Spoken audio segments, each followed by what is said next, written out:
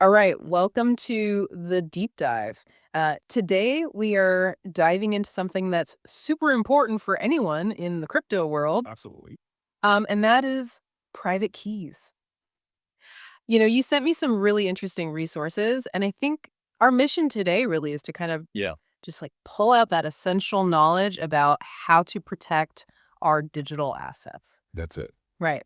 And I think, probably a lot of people listening are thinking, okay, I get it's important, but like, what are the actual steps? Like, what can go wrong? Right. So, we really want to break down the smart moves to make and those big red flags to watch out for. You got it. So, like, right off the bat, one thing that was like screaming from those materials was, never store your private keys online. Uh-huh. It sounds obvious, but like, maybe walk us through like why that is like rule number one. The best analogy I can think of is imagine you taped the spare key to your house to the front door. Right. That's essentially what you're doing when you store your private key digitally, whether it's like a screenshot or a note or an email or whatever. The internet is a very public place, and there are a lot of people out there looking for those keys. So it's really, really important to keep it offline. Offline is the key takeaway. Totally. So if online is a no-go, what is the secure way to store them? Hardware wallets came up a lot. Yeah. What are those and like why are they such a big deal? Okay. So a hardware wallet is basically a physical device Right? that's designed to store your private keys offline. So it's kind of like a USB stick or something like that. Ledger and Trezor are some of the big names, the trusted companies making them.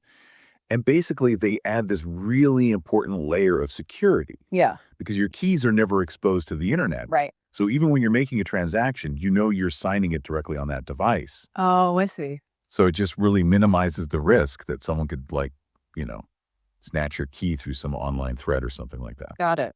Got it. So hardware wallets are the way to go, but what happens if you lose that hardware wallet?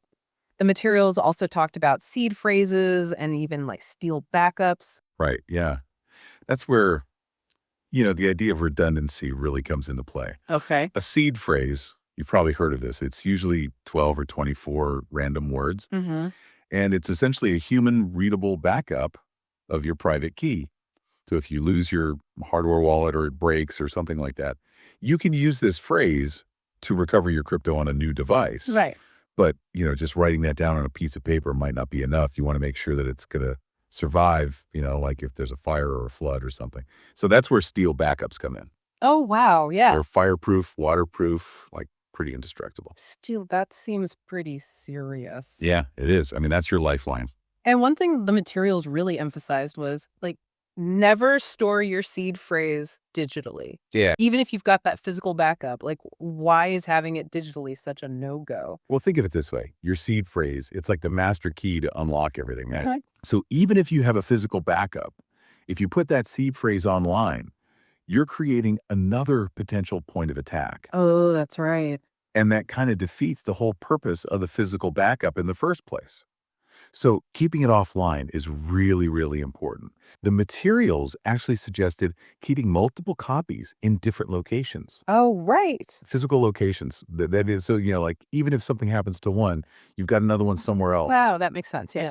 really spreading out that risk. Yeah. So hardware wallets, seed phrases, like all good stuff. Yeah. The materials also talked about common mistakes people make. Yeah. One of the biggest ones was phishing scams. Oh, yeah. What do people need to watch out for with those? Like the number one thing to remember is that no legitimate company or service in the crypto space will ever ask you for your private key or seed phrase, Okay, like ever. got it.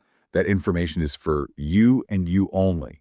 So Yeah. if you get any communication, whether it's an email or a message or a phone call or whatever, asking for that information, like it's almost certainly a scam. Yeah, So just never share it no matter what. no matter what.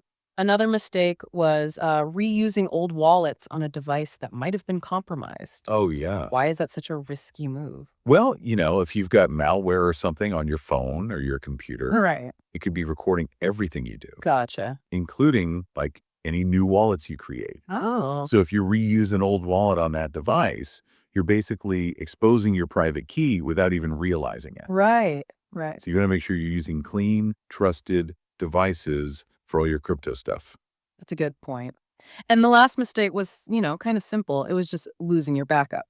like Right. maybe accidentally throwing out a hard drive or something with the seed phrase on it. Yep. That really highlights the importance of being careful and organized. Totally. It's like Yeah. your crypto is tied to that key, to that backup. Yeah. If you lose that and you can't get into your primary wallet, like it's gone. There's no customer service to call. There's no way to get it back. Right. That's it. It's on you. So the huge takeaway here is that, private key equals control.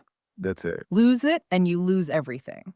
And the resources really emphasized, especially if you're new to this, getting the security right from the get-go. It's Absolutely. kind of the foundation of everything else, right? Right, right. Like spending a little time to understand these measures now can save you so much headache and potential loss in the future. Absolutely.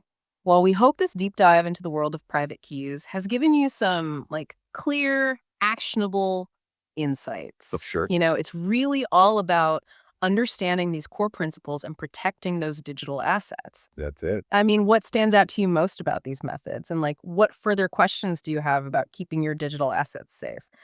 Really think about it. If you lose control of that key, that's it. Game over. It's really the key to your digital kingdom, right? It is. I wonder what kind of cool security solutions we'll see in the future to address all these challenges. Yeah, That's something to ponder for sure. absolutely. Thanks for joining us on the deep dive. Yeah, thanks for having me. We'll see you next time. See ya. Bye.